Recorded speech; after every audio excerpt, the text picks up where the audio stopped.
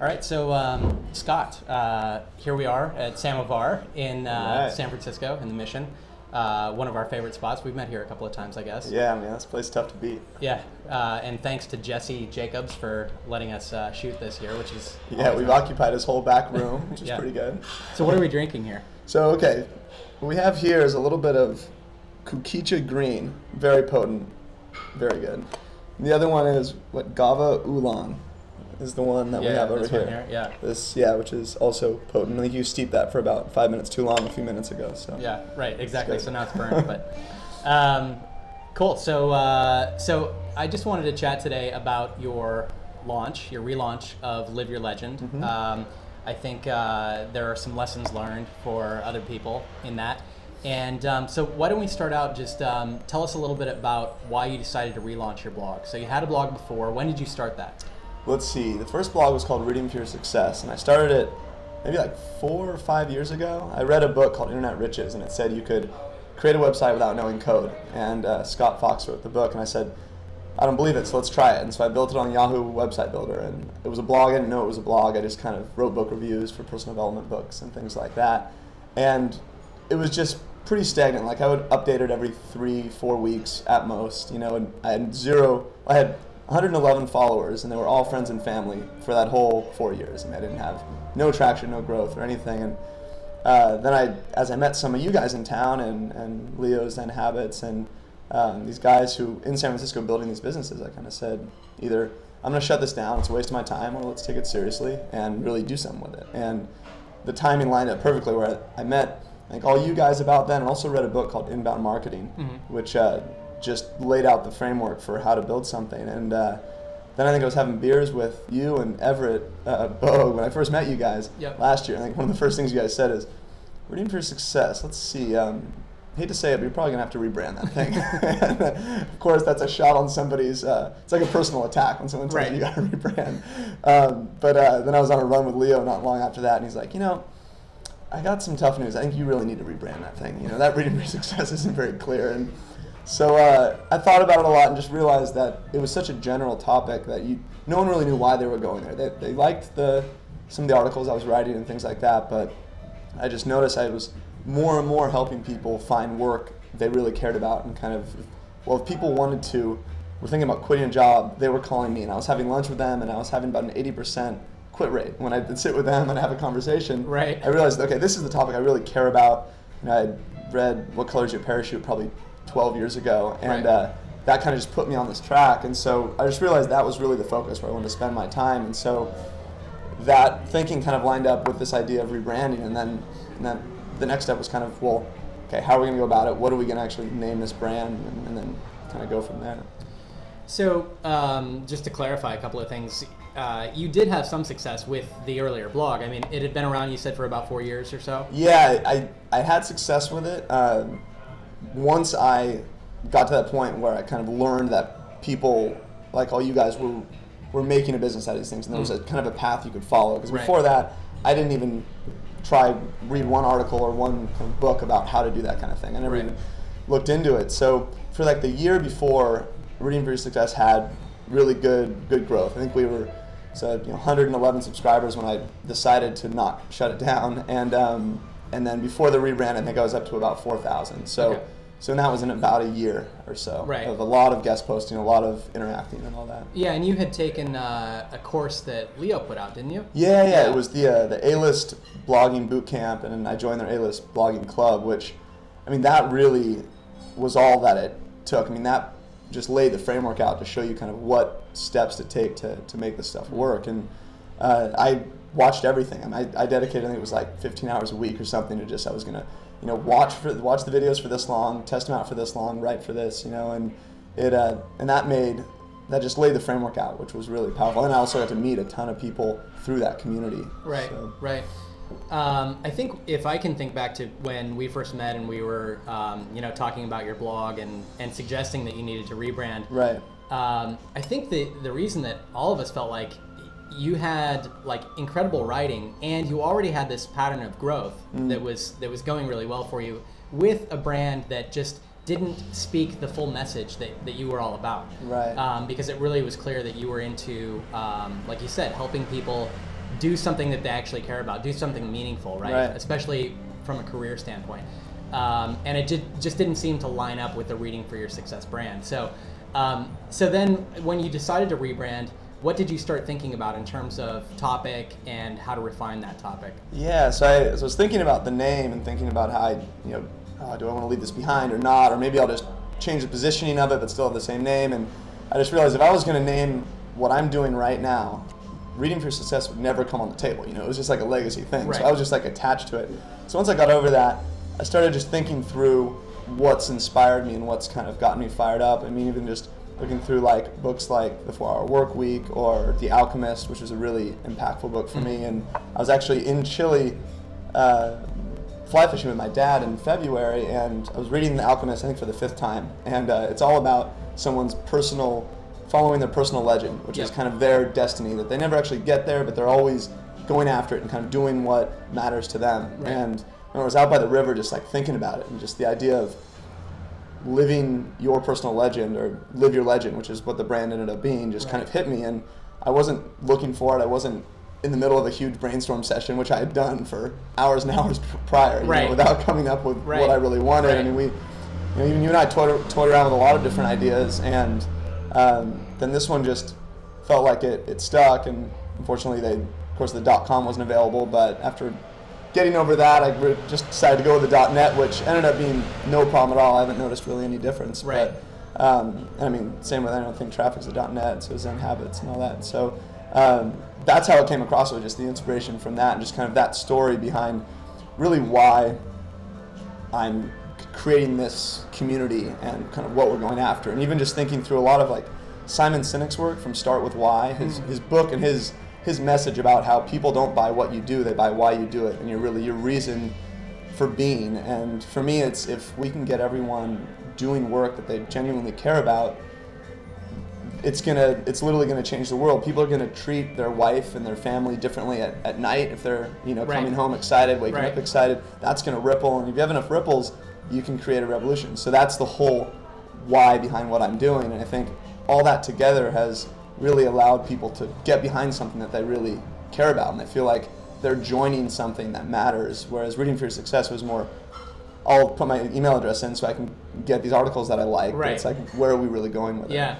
that's interesting. I think a lot of people miss out on that why when they create a blog. I think a lot of people think, how do I deliver something that people are going to want? And sort of that's the why. But there isn't the bigger purpose, like you said. Except for some of the really successful sites, if you look at, for example, like Art of Nonconformity, it's like Chris has a bigger purpose. He's leading a movement, or a small movement in some ways. Yeah, and people getting bigger. Yeah, right. So people can get behind that and rally.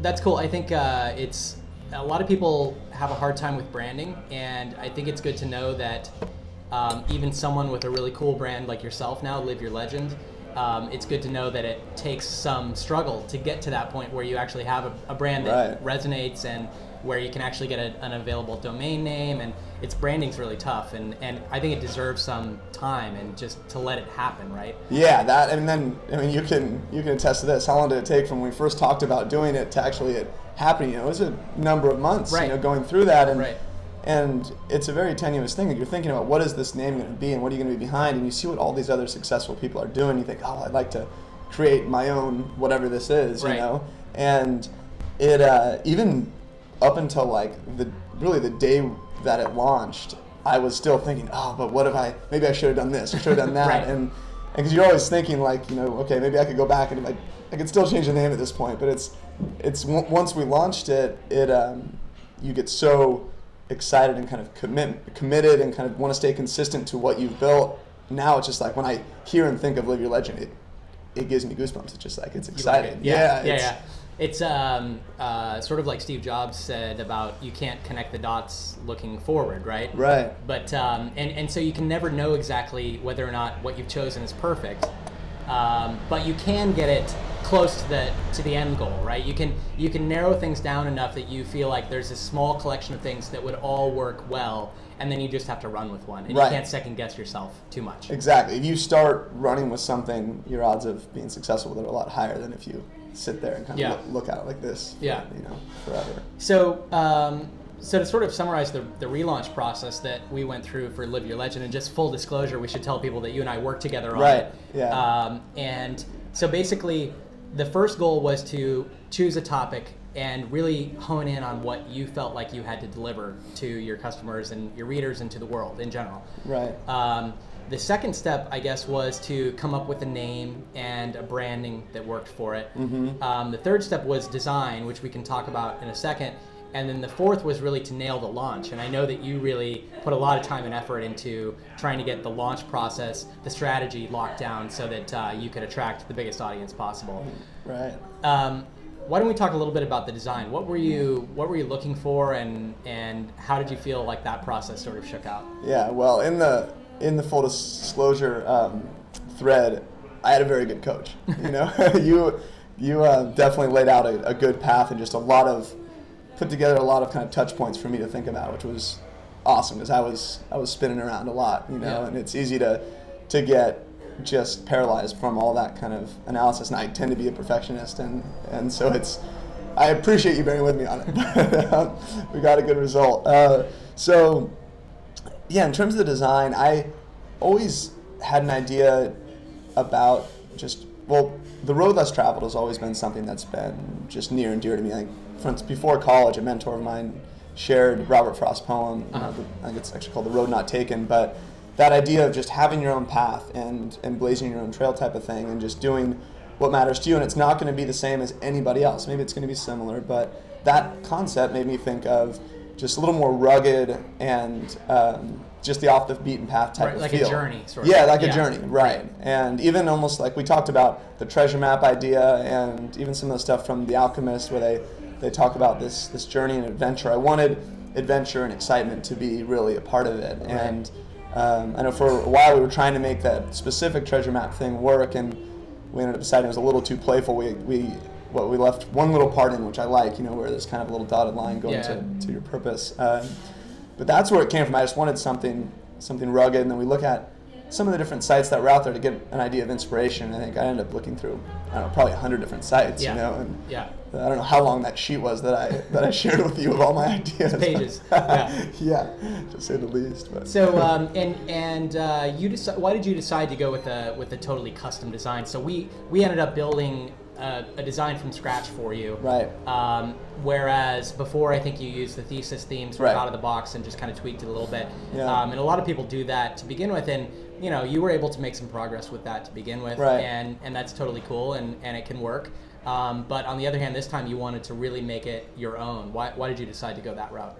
Yeah, so the thesis one was great. It was kind of a stepping stone. My initial site 2 years ago, I have a screenshot of it, is hideous. I mean, I can't even believe anyone looked at it, even the 110 that did. And but then moving to thesis was just such a clean, big step forward. And so this was, I saw as the next step. And I deliberated over it for a while because, I mean, it's a difference in, I mean, the time you spend on developing it and then the cost and everything. But for me, this is a big project, and this is going to be, I mean, this is one of my ways I want to put a dent in the world and help people. And so it wasn't, whereas it's only still a side project because I have two businesses, it's still, I feel like I have two full-time businesses. I really enjoy it, and right. and this is, I just said this is very worth the investment of the time, the energy, the thought, and the money to go the full custom route. And I want it to be our own really space that people got there and felt like, okay, this is real, and this guy's taking it really seriously. You know? And not to say that if you had just a regular out-of-the-box thesis theme that people won't take you seriously, but I think it does put it on a different level. If you look at the guys who have really knocked it out in the space or just in blogging, just about all of them have a pretty unique brand and right. design, you know, with the exception of Leo, but his is his own. I mean, he started that whole white space design, so that's pretty much, he owns that, right. you know, so that's his own very unique right. brand. Right. So let's talk a little bit about launch process now. So we've, you know, chosen a topic, refined it, come up with a brand, developed a design that you felt was cohesive with the brand and unique and right. attractive. Going from there, the next step was to put all those pieces together and then to come up with a launch strategy that involved both content and outreach to sort of get some buzz behind the launch, right? Right. And maybe we should share some numbers at this point, just so people understand, you know, the results of this whole process. So right. after you launched, you had a pretty incredible couple of weeks. Yeah, it definitely blew out my expectations. I tried not to have expectations for it just because we were going to do whatever we could, and you can't necessarily control exactly what happens on the other side of the internet. But yeah, when we launched, what was it? Let's say for the subscribers, I think we had 4,200 or so, and within a week, I think it was at 7,000, and then now it's at 8,300 or something like that. You know, so that's 3 months later. I mean, it went totally vertical, and same with page views. Maybe I got, or let's see, visits. Now I'm just trying to think back. We'll put specific screenshots, but it was I think maybe I was getting 700 or 800 a day, and then launch day it jumped up to 7,000, and then 8,000 the next day, and it was just, and it kept going for a while. I mean, just people were sharing it all over the place. Right. It was exciting. It was just, it was awesome. Yeah. Yeah. So so just to sort of quantify that, so it took you about 4 years to get to a certain level, and then within less than 3 months afterwards, you doubled that progress. Right. And you were getting 10 times your normal daily visits after launch. It's pretty incredible. Maybe we can show the graph. It's like you're cruising along, and all of a sudden, just like boom. Right. And it settled down a little bit, but you're still getting a whole lot more traffic than you did before. Oh yeah, definitely a ton more, and just a ton more engagement. I mean, the things that people send me about, God, you got me to, quit this thing that was miserable and try something different, or thank you so much for this and that. I mean, just there's more emotion behind the engagement, which I think is big. And I felt like I was missing that with Reading for Your Success. Even though I had a lot of subscribers, I didn't feel like I got as many like excited comments and things like that as some of the other people that were about my size. And that, I thought maybe that was because of the brand, and I think it was, because I've seen a bit of a difference with that. Yeah, that's awesome. And congrats on that success and all the hard work. It's like we started talking about this, I think, almost a year ago, and it's fun to see it finally come to fruition. Well, I mean, that email you sent me a couple days after the launch, I think the subject was, do you think the strategy worked? And it was just 2 screenshots, and it was just going like that. And that was pretty exciting. So let's talk about the launch strategy then. You have everything in place, and then you really wanted to come up with a killer design, killer content for the launch, and some guest posts and other things. So what was on your mind, and what did you put together? Yeah, so I wanted to, and I wasn't sure how to go about the launch. I mean, you hear about people talking about the importance of the launch. I know you're a huge proponent of just having a really well thought out launch. I totally believe in it, especially after this, and I'm currently going through the process for something else. But so, I mean, you provided a lot of good insight on that, and then a couple others just looking at the process, some in the A-List Club as well. And so what I wanted to do was, first of all, have some build-up. So I made sure to talk about the upcoming rebrand on my other blog, Reading for Your Success, as I was going along. And I just mentioned it here and there, and I was a little bit tentative to mention it because I still wasn't sure what date we'd be able to launch, because man, it was a lot more work than I thought it would be. Just the content, even though I had I'd written 100 or more articles and had a bunch of relevant stuff, still just tweaking the about page to fit the Live Your Legend instead of the Reading for Success. Just all these little things you wouldn't think of, or all the PDF downloads that were branded Reading for Your Success, redo all those and all that stuff. So it ended up taking a ton of time, but well worth it to launch on the right foot. So there was all that content development, and that just kind of had to happen. I made a list on, I use the Things to-do program, and I had literally like 100 items. I just started checking them off, a couple weeks before. And then when in terms of getting the word out, I was trying to figure out what would be, or you talked about, have something really epic, like in terms of, well, like you talked about the right epic shit, and just something that was in real big time for the launch. And so I wasn't sure what that would be, and I'd seen some other folks do the compilation post, where you have a bunch of people chime in on a certain topic. And one guy who did really well with that was Jacob Sokol of Sensify, and I had gotten to know him pretty well since then. And he did one of these things where he had 50 people talk about a certain topic about fear, and he had 600 tweets and Facebook shares. And I thought, okay, let's learn about this. He actually ended up helping a lot in terms of the idea of how to get in touch with people and everything like that. And I picked a question. I think it was, what was the one defining moment or belief that allowed you to live your passion? And I asked a lot of people. I think I ended up asking 80 different people, and these are people, some people have heard of, some of them people haven't heard of, but we had guys like, I mean, there's you and Leo and Seth Godin and Simon Sinek and I don't know, there's a lot of folks that are well known in the space, and then others that, in my eyes, are all living legends, which I call people doing what they care about. And so that was the idea, is introduce the brand, the idea of a living legend and this concept, and then also have it in this big epic post. So that was me biting off almost more than I could chew. I mean, the timing and just like following up. I mean, everyone probably took at least 3 follow-ups to make sure you got the stuff in on time and everything like that. You know, and I had a spreadsheet that tracked,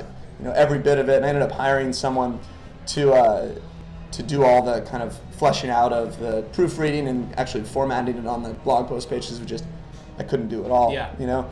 But what was cool is that so I launched with this post and ended up having, I think, 57 people, and added a few people late. Maybe it's now like 65. But what was awesome is that they all, first of all, were honored to be considered a living legend.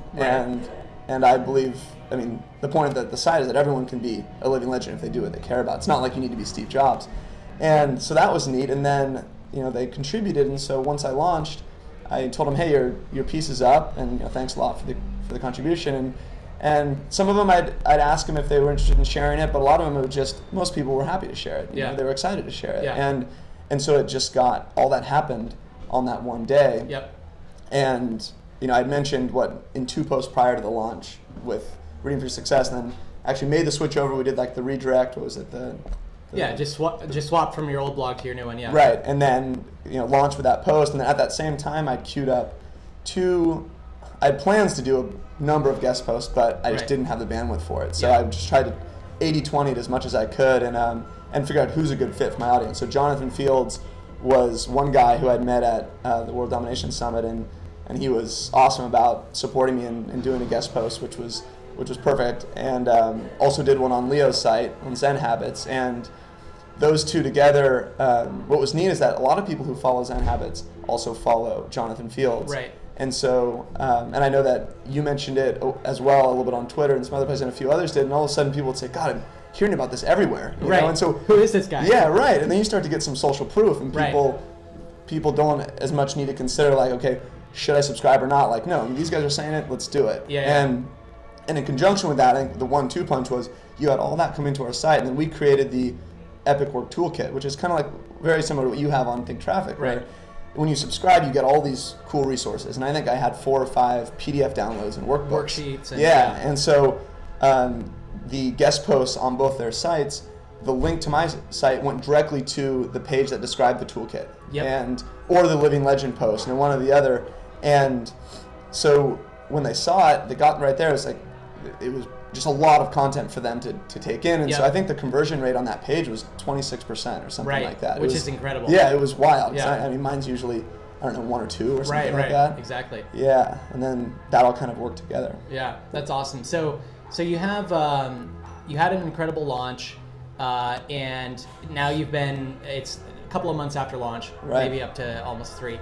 And what's your strategy now? How often are you posting? And so I post once a week, and I post usually bigger or longer, more in-depth articles than maybe the average blog, and maybe that's just my personality. I've tried to get them shorter, but I can't seem to do it. They're like, ended up being like 2,000 words, some of them more, but longer, but yeah, it's definitely some longer, but some of the longer ones have been the most successful. Some of them I almost didn't publish because they were too long, and then they ended up, you know, getting a ton of traction.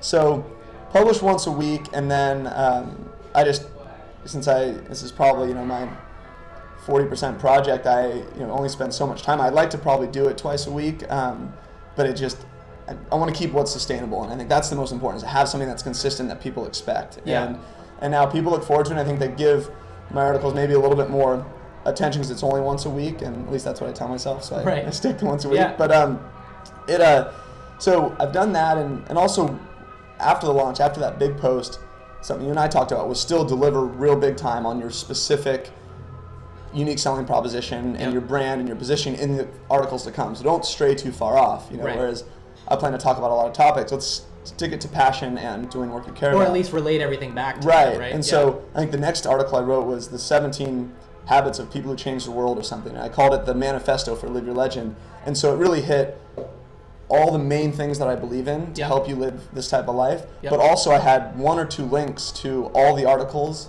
I've written. Like in each of the 17, I linked to 1 or 2 articles that I'd written before. So it was a way to give everyone a look at everything I'd written that kind of related.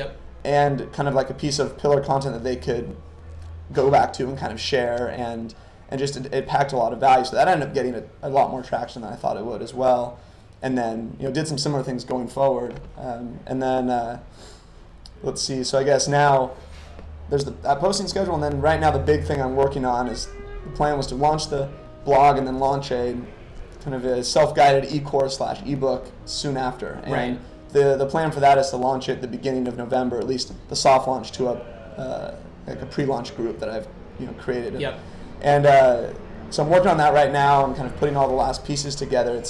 The tentative name is How to Live Off Your Passion, which is pretty much taking the core brand message of the site, but going a real deep dive into, okay, these are the nuts and bolts of what you need to do to, 1, find what you're excited about, and then how can we put the pieces together to actually start making money from it. And this is the plan, is to have this be my really flagship piece of paid material, and I've never really had something like that before, and I've poured a ton of energy into it. And the launch process, I mean, my list, if it was 100 for my website launch, I swear it's 200 now. For this because I mean, there's been some great tools. One that you shared with me, the how to launch the shit out of your ebook. I think that's what the one you told me about. And it's a good resource. It is an awesome resource, and it gives you just a ton of things, probably more than you can handle to think about. But all these just leading up to it. I mean, creating the actual piece of content is maybe half the battle, but probably less. Than the actual time.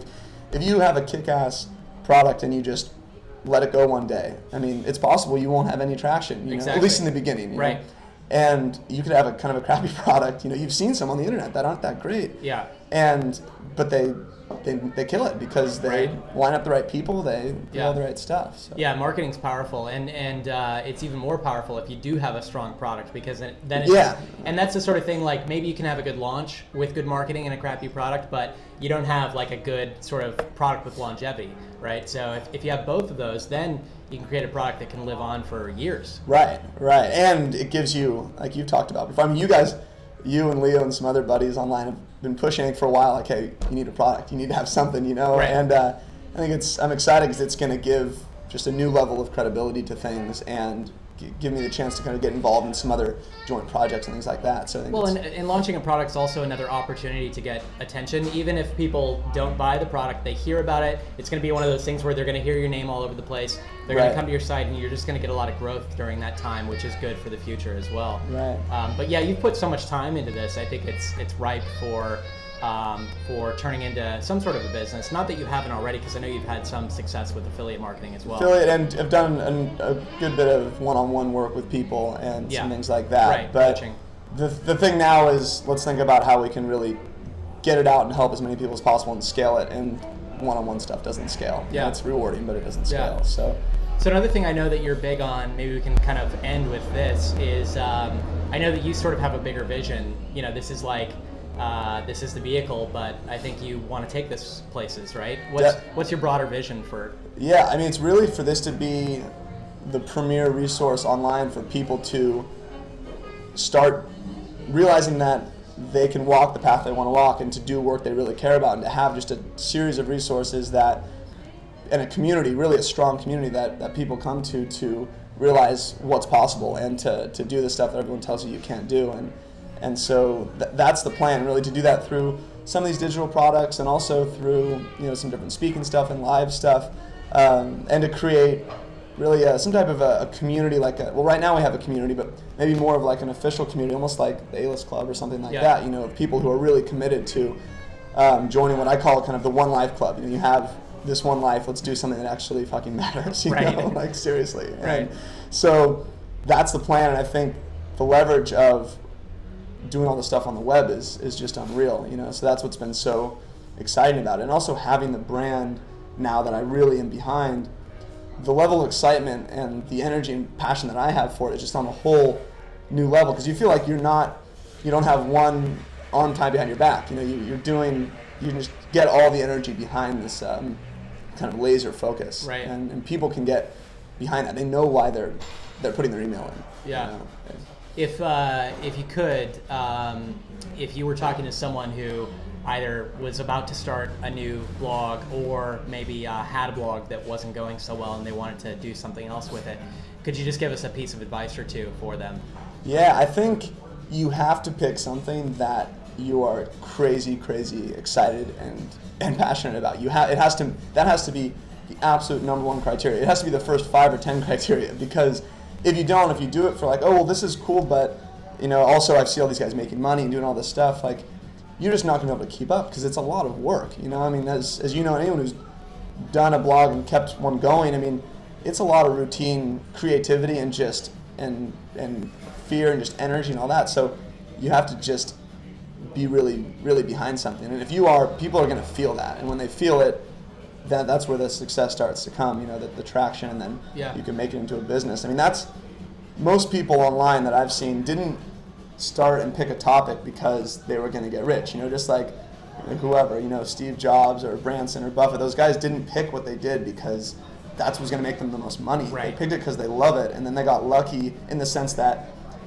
not lucky, but that they got rewarded very well for doing what they really cared about.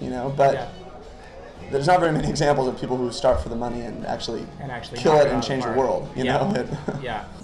So Scott, thanks for doing this. I always enjoy hanging out because the enthusiasm just really comes through whenever we chat, and I always just feel jazzed and ready to take on the world after we talk. I love it, man. This stuff's a lot of fun.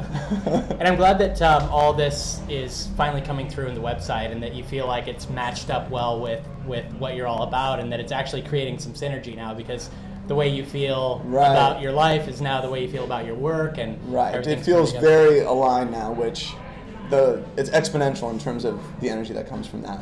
Yeah. So I think we're just getting started. Cool. Yeah, I hope that we look back in 5 years and go, look at this quaint little video that they shot at Samovar. Now Scott's like on top of the world. So and Corbett's a little bit higher. There you go. Well, thanks so much, and thanks to Jesse Jacobs and Samovar for. Yeah, really. I mean, this is my go-to spot for any client meeting, for my investment fund or for Live Your Legend, and any friends in town. This is the whole atmosphere here is to die for. So if anyone's in town, they gotta check it out. Yeah. All right. Cheers. Thanks. Yeah. All right. Thank you.